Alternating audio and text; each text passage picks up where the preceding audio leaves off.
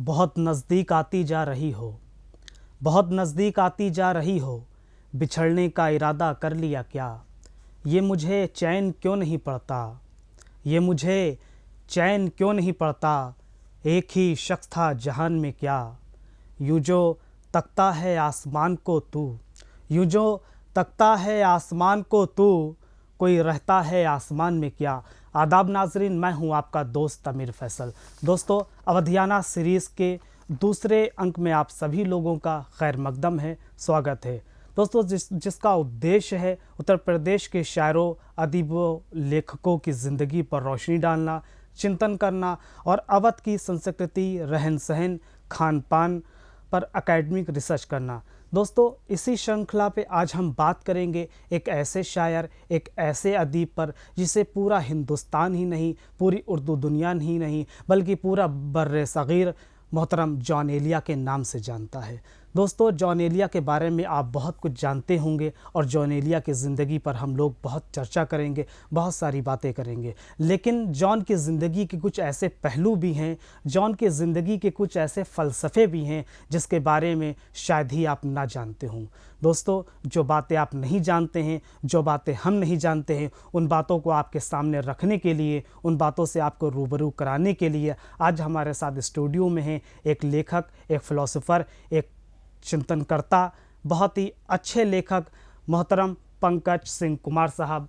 सबसे पहले स्वागत करते हैं पंकज सर आपका इस शो में जिसका नाम अवधियाना है। बहुत बहुत शुक्रिया आपका जी सर, सबसे पहले हम ये जानना चाहेंगे जॉन के बारे में कि पूरी दुनिया जॉन एलिया को जानती है, ख़ास करके आज का यूथ, आज के नौजवान जॉन के शेर पढ़ा करते हैं। जिस तरीके से जॉन ने शेर कह दिया नौजवानों के लिए कि बहुत नज़दीक आती जा रही हो, बिछड़ने का इरादा कर लिया क्या। बहुत सारे ऐसे शेर हैं जो चौंकाने वाले हैं, लेकिन उनकी ज़िंदगी भी सर कुछ कम चौंकाने वाली नहीं है। जब भी उनकी ज़िंदगी के बारे में हम जानते हैं, समझते हैं, तो समझ नहीं आता ये शायर था, इंसान था, फ़िलासफ़र था या इसी दुनिया का कोई इंसान था। हम सबसे पहले ये जानना चाहते हैं कि जॉन एक उलझे हुए इंसान थे, शायद ही उनके जीवन में बहुत कम लोगों से बनती थी, तो इतना फ्रस्ट्रेशन में अक्सर रहते थे जब वो मुशायरों में शेर पढ़ते थे। तो हालांकि ये तहज़ीब के ख़िलाफ़ होता है कि डाइस पे सिगरेट पीना, लेकिन डाइस पे सिगरेट भी पिया करते थे, तो उनके लिए तहज़ीब के दायरे भी उन्होंने तोड़ दिए थे। तो उसके बारे में सर आप हमें बताइए कि इतने उलझे हुए शख्स थे, फ्रस्ट्रेटेड थे, इसका क्या रीज़न था? देखिए आमिर, किसी भी स्कॉलर के विषय में जब हम चर्चा करते हैं जी, तो पहली चीज़ है कि हम उसके दौर को जानें। जी बिल्कुल सर। जॉन की पैदाइश हुई है 1931 में जी, और उनका दौर है 1931 से लेकर 2002 तक, जी, यानी करीबन 7 दशकों का उनका ये जीवन हम देखते हैं। जी, जाहिर सी बात है कि पार्टीशन से पहले चूंकि जॉन एलिया की पैदाइश, उनका ताल्लुक उत्तर प्रदेश के अमरोहा ज़िले से रहा। अमरोहा, जी।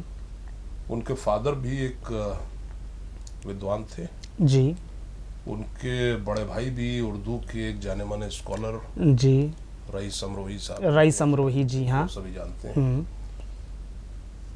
जॉन ठीक ठाक घर में पैदा हुए, कोई ऐसी फाइनेंशियल इश्यूज नहीं थे जी, और उनकी तालीम भी अच्छे ढंग की हुई। जी हाँ, शायर के तौर पे भले ही हम जॉन को जानते हैं, लेकिन इसके अलावा भी जॉन की एक पहचान है कि वो एक फिलोसोफर हैं, स्कॉलर हैं, विद्वान हैं, उर्दू भाषा के अच्छे जानकार थे। जी, इसके अलावा उनका हिब्रू पे, पर्शियन पे, अरबिक्स पे भी बड़ा कमांड था। कई भाषाएं जानते थे वो। जी, कई जिम्मेदार ओहदों पे सरकार के वो रहे। जी, पाकिस्तान सरकार ने जो उस समय एक लुगत कमेटी बनाई, उसके वो चेयरमैन रहे। अच्छा, जो काम भारत में हरिवंश राय बच्चन ने लैंग्वेज के लिए किया था जी, ऑफिशियली, जी, तो कई लिंग्विस्टिक के एक्सपर्ट के तौर पे जॉन का बड़ा काम है। जी, जी, जी, लेकिन चूंकि हम उनको जानते हैं एक अवामी तौर पे, एक जनता में जो उनकी पैठ हुई वो एक शायर के रूप में हुई। और ये मकबूलियत उनकी तब ज़्यादा बढ़ी जब नए नौजवानों ने, नई जनरेशन ने उनको देखा, पढ़ा जी। तो आमतौर पे होता क्या है कि हमारे को वो चीज़ें ज़्यादा अपील करती हैं जी जो कुछ लीक से हट के हों। जी हाँ। तो जब वो वीडियो, अब चूंकि यूट्यूब के माध्यम से सोशल मीडिया पे हम देखते हैं, तो हमको वो शख्स अपील करते हैं, आप ये ह्यूमन नेचर है, ह्यूमन टेंडेंसी है कि जिन लोगों को हम हीरो मानते हैं, आप देखिए इतिहास में भारत की या पूरा सब कॉन्टिनेंट, पाकिस्तान, बांग्लादेश का भी अगर आप देखेंगे, साइकोलॉजी, लाइफस्टाइल, कल्चर, वैल्यूज वो वही है जो भारत की है। जी हाँ, क्योंकि हमारे यहाँ से निकल के गए जी। तो हमारे यहाँ एक खास बात यह है कि हम जिन स्कॉलर्स को, जिन विद्वानों को, जिन बहुत ही इंटेलेक्चुअल्स को, वो जो उनकी जिंदगी में इज्जत नहीं देते हैं जी, और मौत के बाद हम उनको भगवान बना देते हैं, भगवान बना देते हैं, सर आंखों पे रखते हैं। दोहरी जिंदगी जी का जो पैमाना है जी, ये यहाँ के हर इंटेलेक्चुअल को जी, हर इंटेलेक्ट आदमी को झेलना पड़ता है जी। और ये जो फ्रस्ट्रेशन होता है, जिसमें कि आदमी अंदर कुछ होता है और जमाने के बीच में उसको कुछ और रहना पड़ता है, उनके फ्रस्ट्रेशन की यही वजह थी। तो ये फ्रस्ट्रेशन केवल जॉन में नहीं है। अगर आप देखें जॉन को, तो चूंकि हमने देख लिया जी हाँ, अगर हम देख पाते बुल्ले शाह को, हम देख पाते रूमी को, हम देख पाते बुद्ध को, महावीर को, कबीर को, तो वो भी सब हमको ऐसे ही फ्रस्ट्रेटेड अच्छा नजर आते हैं। तो कारण क्या है कि कारण ये है कि एक इस किस्म की हमारा माशरा है, ऐसा समाज हम हैं कि हम अंदर जो होते हैं जी, वो जिंदगी हम बाहर नहीं जी पाते जी। तो ये एक दोहराव लाइफ में आ जाता है, और ये एक फ्रस्ट्रेशन का, बेचैनी का जी कारण होता है जी हाँ। और इसीलिए भारत में जो बड़ी संख्या में राइटर्स पैदा होते हैं, वो इस बेचैनी को दूर करने के लिए भी होते हैं जी हाँ। क्योंकि अगर वो एक जरिया न हो जी, तो उनका फ्रस्ट्रेशन शायद बाहर ना आएगा। जॉन के बारे में ये भी कहा जाता है कि वो थिएटर के बहुत अच्छे आर्टिस्ट थे, बहुत अच्छा थिएटर किया उन्होंने, कई थिएटर के शो किए, और जॉन अपनी ज़िंदगी में एकदम बिखरे हुए थे। इसीलिए उन्होंने कभी, जॉन ने कहा था कि ये मेरा तौर ज़िंदगी ही नहीं, इस तरह से कहा कि काम की बात मैंने की ही नहीं, काम की बात मैंने की ही नहीं, ये मेरा तौर ज़िंदगी ही नहीं। तो उसमें देखिए जॉन ने देखिए उनके अंदर एक हिम्मत थी, ताकत थी कि उन्होंने ये बात खुल के कही, उसको कन्फेस किया। ये बनावट नहीं उन्होंने ओढ़ी, उन्होंने कोई कॉम्प्रोमाइज नहीं किया। उन्हें लगा कि भाई ये चीज हमको नहीं सूट कर रही है जी, तो उन्होंने साफ सुथरी बात, बेलौस बात कही जी जी जी। तो ये उनका अंदाज था, हाँ। ये आज की जनरेशन को पसंद आया जी हाँ। क्योंकि होता क्या है कि देखिए सच के साथ कुछ मुश्किलें तो होती हैं हाँ। कब? कॉन्टेम्परेरी, उस दौर में जब वो सच जी रहा हो, लेकिन जिंदगी जब के बाद वो बातें, उसकी कीमत, वही चीजें उसकी यूएसपी बनती हैं जी, उसी वही पहचान बनती है आने वाले वक्त में, और उसी चीज़ से वो जाना और पहचाना जाता है। सर जॉन के बारे में ये चीज़ मशहूर है और 100% सच भी है कि जॉन ने अपनी ज़िंदगी में कोई मजमुआ नहीं लाए वो, और कोई किताब उन्होंने नहीं कही, कोई किताब वो नहीं ला पाए। आखिरी वक्त में तकरीबन 60 साल की उम्र में जॉन का एक मजमुआ आता है, बल्कि अगर आज के वक्त में देखा जाए तो जो शायर होते हैं 30 से 35 साल की उम्र में, उनके 2-3 मजमुए आ जाते हैं, लेकिन जॉन का पहला मजमुआ 60 साल की उम्र पे आया। क्या वजह थी? बल्कि जॉन हम बहुत शेर कहते थे, बल्कि चलते हुए शेर कहते थे, बहुत शेर कहने में माहिर थे। फिर क्या वजह रही जो इतनी देर में उनका एक मजमुआ आया? जॉन का केवल शेरी मजमू के अलावा उनका और भी बहुत सा दीगर एकेडमिक काम रहा जी। जैसे उन्होंने बहुत कई किताबों को बतौर एडिटर संभाला। ट्रांसलेशन का उनका एक लंबा काम रहा जी, जिसमें उन्होंने अरेबिक से, पर्शियन से, इस्लामिक लिटरेचर पर उन्होंने बहुत काम किया। ट्रांसलेशन का काम उन्होंने बहुत किया। इससे पता चलता है कि उनका कई भाषाओं पे काफी अच्छा अधिकार था। हाँ। शेरी मजमुए के तौर पे चूंकि उनकी जब मांग बढ़ी है उनकी मौत के बाद, तो बहुत सी सामान, उनका बहुत काम जो था वो सामने आया।